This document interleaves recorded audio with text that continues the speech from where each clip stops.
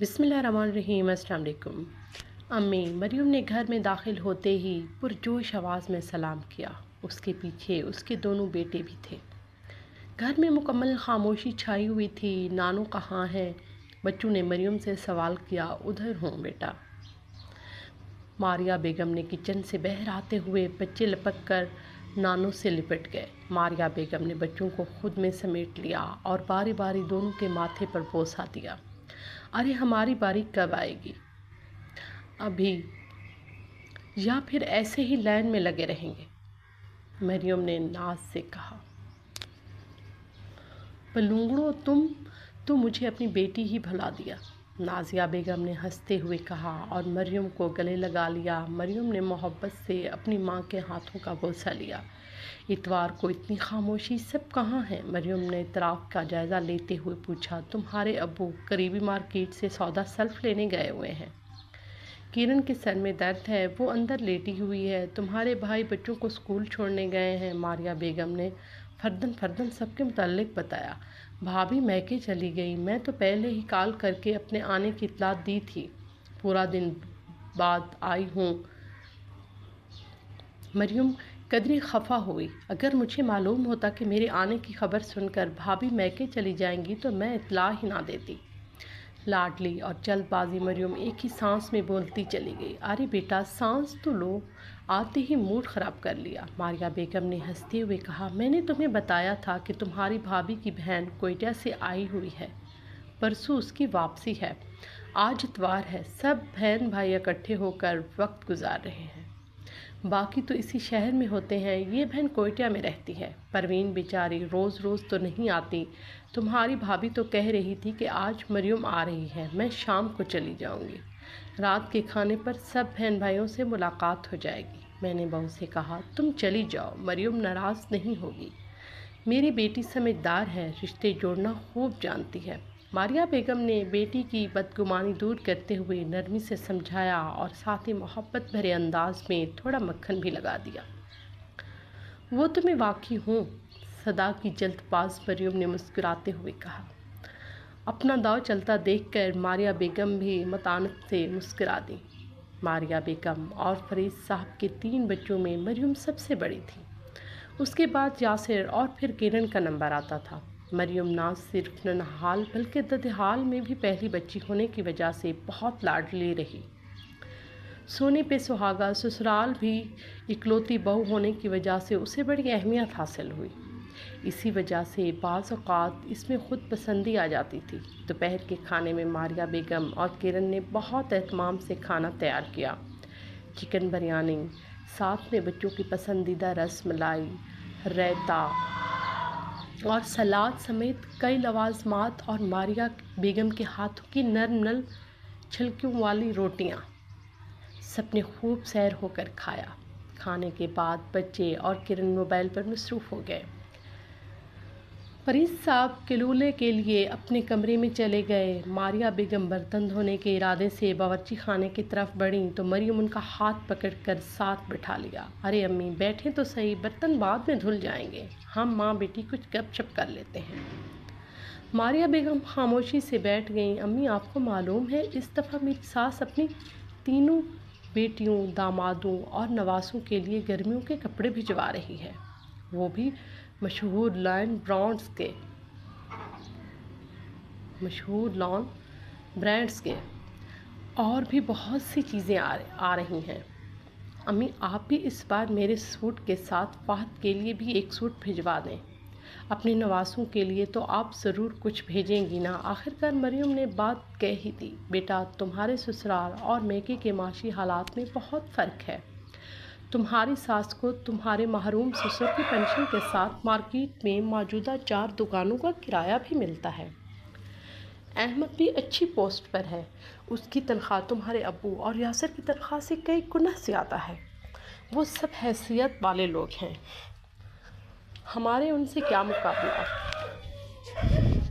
ब्याही बेटियों को ईद पर देना दिलाना तो होता है, मगर गर्मियों के लिए अलग से देना हमारे लिए आसान नहीं। वैसे भी कई सालों से ईद गर्मियों में ही आ रही है, इसलिए हम तो ईद पर ही लॉन के सूट दे देते हैं। تم تو جانتی ہو تمہارے ابو اور یاسر کی آمدنی سے گھر کا گزارا ہی مشکل ہوتا ہے۔ یاسر خود بال بچوں والا ہے، بچوں کے ہزاراں اخراجات۔ شکر ہے ہماری بہو بھلی ہے، اس نے اپنے پیسوں کو کبھی الگ نہیں کیا۔ تمہاری خالہ اگلے سال کرن کی شادی کی بات کر رہی ہے، اس کا جہیز بھی تیار کرنا ہے۔ تم مہنگائی کا حال تو دیکھ ہی رہی ہو، جیسے افراد بن کر ہر چیز کو نگلنے پر تلی ہو۔ ایسی مہنگائی میں بیٹی کا فرض خوش اسلوبی سے پورا ہو جائے، یہ بھی اللہ کا بہت بڑا کرم ہے۔ ماں کی بات سن کر مریم پریشان ہو گئی۔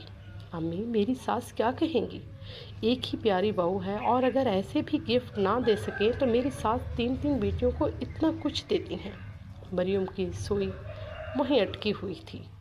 ارے بیٹا، تمہاری ساس بہت اچھی اور سمجھدار خاتون ہے۔ میں تو روز اللہ کا شکر ادا کرتی ہوں کہ میری بیٹی کے سسرال والے نہ صرف کھلے ہاتھ والے ہیں بلکہ کھلے دل والے بھی ہیں۔ تمہاری ساس نے تمہیں کبھی پہننے اوڑھنے میں کمی نہیں دی، اپنی بیٹیوں اور تم میں کوئی فرق نہیں رکھا، نہ ہی تمہارے میکے سے کوئی بات کا گلہ شکوہ کیا۔ بیٹا، اچھے اور خاندانی لوگوں کی یہی پہچان ہوتی ہے۔ مانا کہ دنیا میں اچھے لوگ بہت کم رہ گئے ہیں، لیکن تمہاری ساس اور شوہر انہی نیک لوگوں میں سے ہیں۔ بیٹا، اللہ کا شکر ادا کیا کرو، حالات جو بھی ہوں اللہ تمہارے ساتھ ہے۔ ماریہ بیگم نے بیٹی کے چہرے پر نگاہ ڈالی تو دل پسج گیا۔ اچھا بیٹا، تم پریشان نہ ہو، تمہارے ابو اور میں کچھ نہ کچھ کر لیں گے، انشاءاللہ ہو جائے گا۔ ماریہ بیگم نے دل میں جوڑ توڑ کرتے ہوئے اپنی پریشانی کو چھپا لیا۔ بیگم، آپ کے شاہی ملبوسات سال کے بعد آ ہی گئے، لگتا ہے اس دفعہ ماسٹر صاحب نے سونے کے تاروں سے سلائی کی ہے۔ سلائی کی ادائیگی کرتے ہوئے مجھے ناچیز کی جیب خالی ہو گئی۔ فہد نے مسکراتے ہوئے کپڑے والا تھیلا مریم کے ہاتھ میں تھمایا۔ مریم فوراً کپڑے دیکھنے لگی اور ساتھ ہی ساتھ تبصرہ بھی کرتی گئی۔ فہد اور اس کی امی مریم اور بچوں کی کیفیت دیکھ کر مسکرا دیے۔ ارے یہ کیا کر دیا؟ مریم نے دردناک چیخ ماری۔ ارے ستیہ ناس ہو گیا، یہ کس کا ناپ کا سلائی کر دیا؟ لگتا ہے ماسٹر صاحب اب سٹھیا گئے ہیں۔ مریم نے اسٹائلش سی گہری سبز رنگ کی سوٹ کو ساس اور شوہر کے سامنے پھیلایا، جو اس کے باقی سوٹوں کے سامنے خاصا چھوٹا اور چست لگ رہا تھا۔ ارے یہ تو کاکی باجی بڑی نند کو کب کا لگ رہا ہے، یہ جو ویسے ہی بہت دبلی پتلی ہیں، کمزوری کی وجہ سے کاکی بن گئی ہیں۔ واقعی بیٹا ایسا ہی لگ رہا ہے، ساس نے ہنسی چھپاتے ہوئے کہا۔ آنٹی، یہ اتنا پیارا سوٹ تھا، میری امی نے دیا ہے، ڈیزائنر سوٹ لگتا ہے۔ ماسٹر صاحب واقعی بوڑھے ہو گئے ہیں، آپ ہی کی ناپ کا سی دیا۔ ہاں بیٹا، اس دن تم دونوں ساتھ ہی گئی تھی ماسٹر صاحب کو کپڑے دینے، انہوں نے سمجھا ہوگا کہ ناپ کا سلائی کر دیا۔ بہو کی صدماتی کیفیت دیکھ کر ساس نے تسلی دینا ضروری سمجھا، جبکہ فہد مسکراہٹ دباتے ہوئے وہاں سے رفو چکر ہو گیا، کیونکہ اسے علم تھا ماسٹر صاحب پر نکالنے والا غصہ اب اسی غریب پر نکلے گا۔ میری امی نے مجھے اتنا پیارا سوٹ کتنے ارمانوں سے محبت سے دیا ہوگا، اگر ذرا سا ڈھیلا ڈھالا ہو جائے تو دوبارہ بنوا لیتی، مگر یہ تنگ سوٹ اب کس کام کا؟ مریم نے اپنے فرب سراپے پر نظر دوڑاتے ہوئے افسوس سے سوچا۔ چھیریا بدن رکھنے والی مریم اب 2 بچوں اور اچھی خوراک کے سبب بھاری بھرکم لگنے لگی۔ ضرور امی نے اپنی لاڈلی بہو کو دکھایا ہوگا، اس نے نظر لگا دی ہوگی میرے سوٹ کو۔ حسد نہیں تو کیا ہے، اس کی نظر بد نے میرا سوٹ برباد کر دیا۔ ہائے، میری امی نے کتنی محبت اور ارمانوں سے خریدا ہوگا۔ پتہ نہیں امی اور کرن نے اپنی کتنی ضروریات کو پسِ پشت کر ڈال کر اس لاڈلی کی خواہش پوری کی ہوگی۔ قارئین، کوئی بتلائے کہ ہم بتلائیں کیا؟